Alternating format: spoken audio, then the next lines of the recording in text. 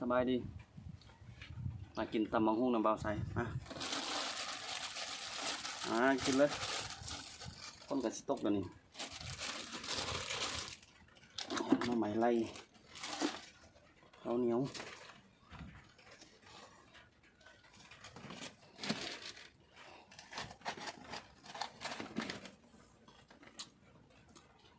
คนกับสต๊อกแล้วโอ้เสร็จ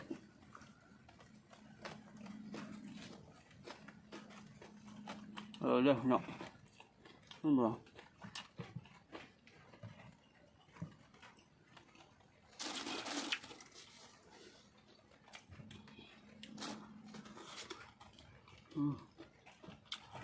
คักๆไม่ไร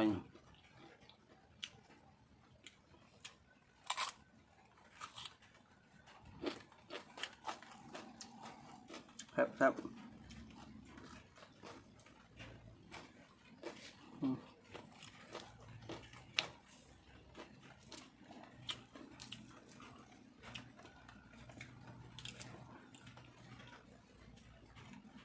พอดี1 โมง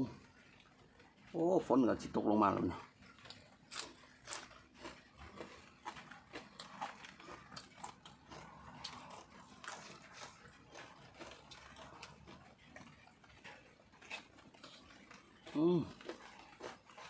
ฝน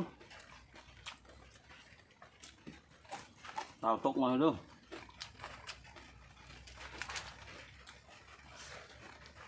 ติดตามหุ้งแล้วก่อน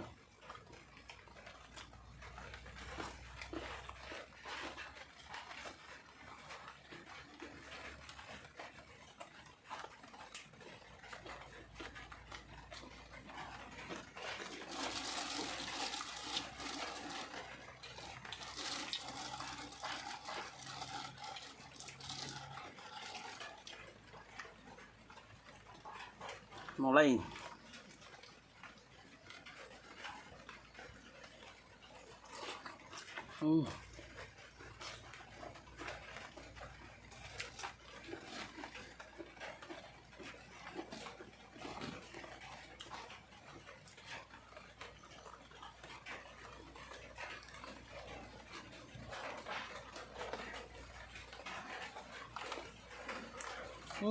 ฝนอยู่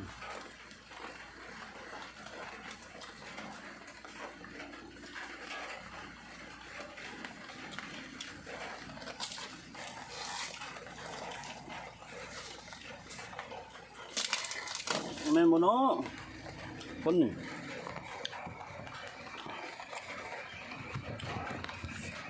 โอ้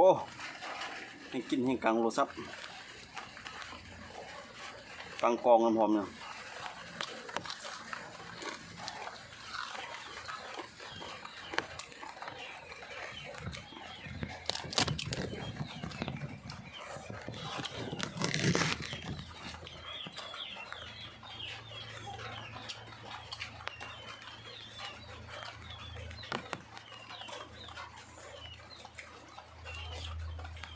มาติดตัดฝนเลย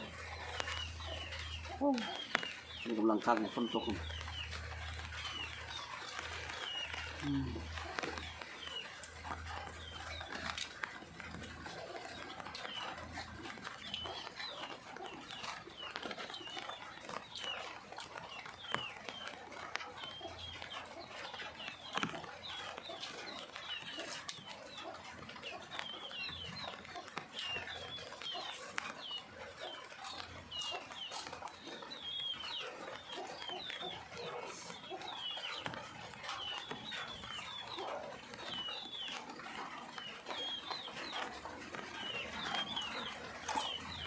โอ้เอาโต๊ะมือใส่คักตับคน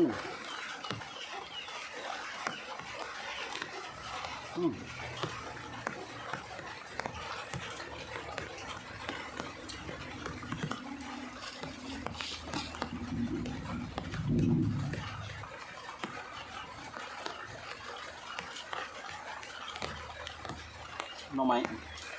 คนตก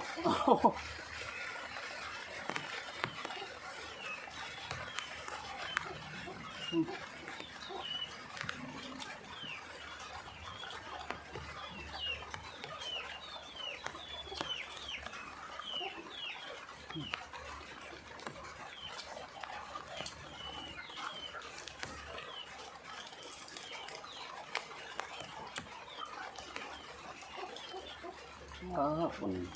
สาวเด้ออะไรติดตามมาห้องอยู่เด้อน้องเอ้ย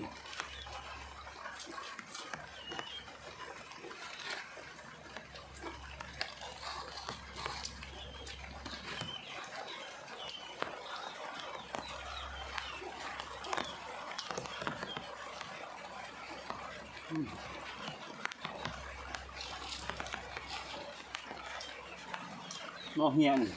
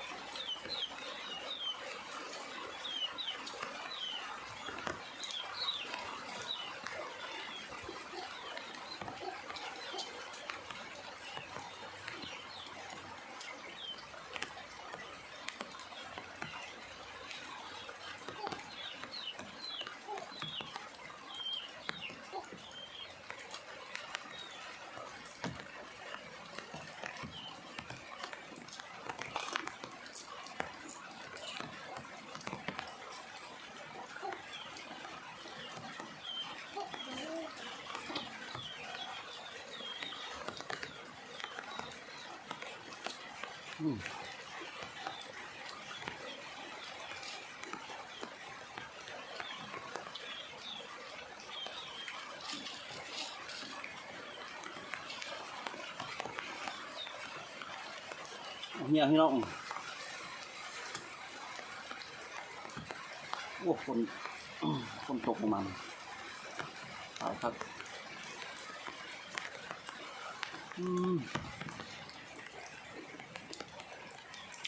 ถอยก่อนคนตก